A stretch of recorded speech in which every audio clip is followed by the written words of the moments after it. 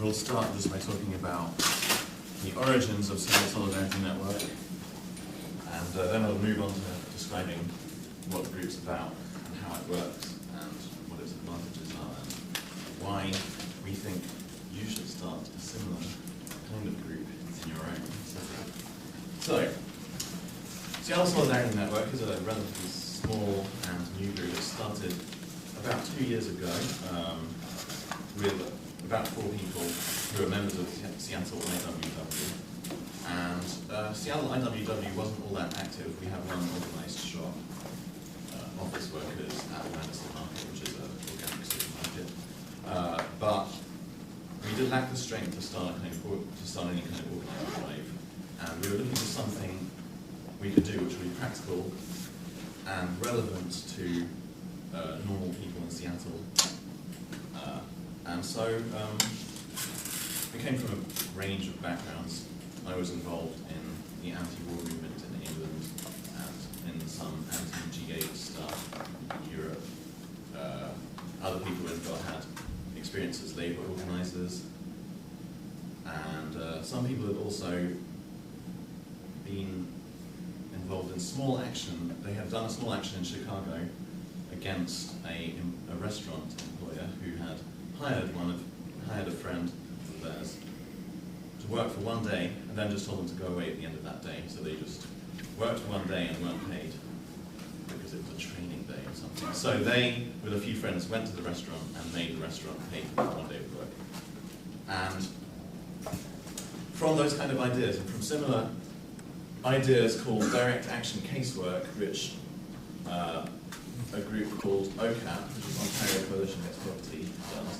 We're inspired somewhat by their ideas, which is using direct action in small fights to gain one of those fights. From those kind of ideas, we decided to set up a group, and we started just by sticking up posters similar to these ones here. We just made a bunch of posters like these ones, just asking people if they had to advertise our existence, and we're hoping to get contacts from that, hoping to get calls from that, and from them we would work out what to do. So yeah, I'd just like to emphasize, we wanted to do something that was different to what was going on in Seattle at the time. We wanted something where we could actually have a real practical politics that wasn't something like far away against a huge enemy that our tiny strength couldn't really scratch, like fighting against the war. Some people have been involved in that for a long time, but we were kind of dissatisfied with the results. For example, I was in a march of 1.5 million people in 2003 in London, and despite the huge size of the march, it really didn't affect the UK's policy towards the Iraq war at all. So we were looking for something more practical and local and smaller scale that we could actually perhaps win. Seattle Solidarity Network, or as we can call it for short, SeaSol, is, at least according to our website, a volunteer network of working people who defend our rights through collective action and mutual support. What that means in practice is that we create a sustained series of actions targeting a boss or landlord that are designed to hurt them and keep the hurt on until they give in to some specific beef that a worker or a tenant has with them. In other words, we work to create a series of actions designed to make it easier or cheaper for the boss or landlord to give in than to not give in. And throughout this, we'll tell you a few stories of the various fights that we've been involved with to keep it concrete here.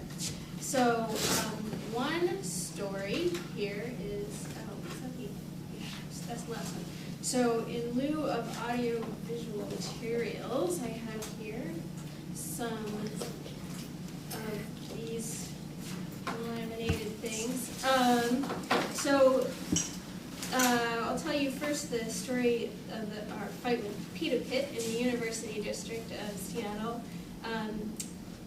John, not this John, a different John, was a bicycle delivery guy for Pita Pit, which is a sandwich shop, basically.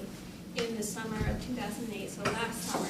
And this pita pit withheld nearly 20% of John's pay for taxes, they said. And then when tax time came around, they said, no, you're a contractor, we didn't withhold any money. So they had basically given him nearly a 20% pay cut through this little mistake, or whatever you like to call it. And so John joined the Seattle Solidarity Network and asked for support.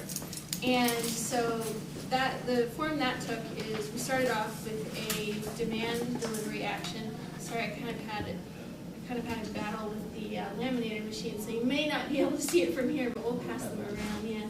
So let me show both sides first. So demand delivery, where we get a bunch of people together and we go in and we deliver a letter to the boss saying, here's what you've done wrong, here's what you need to do to correct it, you have an X number of days, or we will take further action, and they can go to our website to learn what kind of further action that might be. So we deliver the demand, and then here's us all posing, trying to look mean outside the front after that demand delivery. So that gives you a sense of how many people were at that action.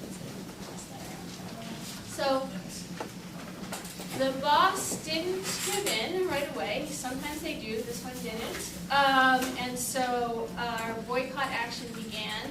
And you'll see there's the pita pit decor is very strange, sort of animated vegetables. And so Matt here made our great stick mushroom for our Don't Eat Here flyer, and picketing commenced. So we have Don't Eat Here. So we started with a small picket. We were prepared to do pickets twice a week for as long as it took. That was our plan. At lunchtime, you know, when the students were going to get their lunch and that sort of thing. So here's our first picket on Tuesday, so you can send that on our first Tuesday. The boss was very upset. He came out and tried to grab my picket sign from me and said, no, you can stay here, but you can't keep these signs, and you know, that sort of thing, which of course was wrong, and threatened to call the cops. Of course, we say, fine, go ahead. We'd love to speak with the cops.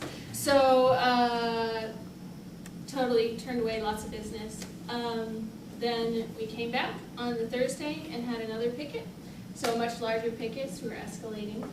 And after about an hour of that, the boss started, he called John in 3 times. Here you see he's started to have enough. So he called John in, first said, this is crazy, you should go away, you need to tell these people to leave, and by the way, you're totally killing my business. So John came out and we were like, great, okay, we're doing our job. Maybe a half an hour later, 20 minutes later, something like that, this guy called John back in and said, how about half the money? How about $200 versus $400 or whatever it was? So John came out and he said, what do you guys think? And we said, well, you know, would that feel like a victory to you? And he stayed out and said, and so he didn't even go back and tell the guy no. That, and then finally the boss came out again and had to ask him to come in again.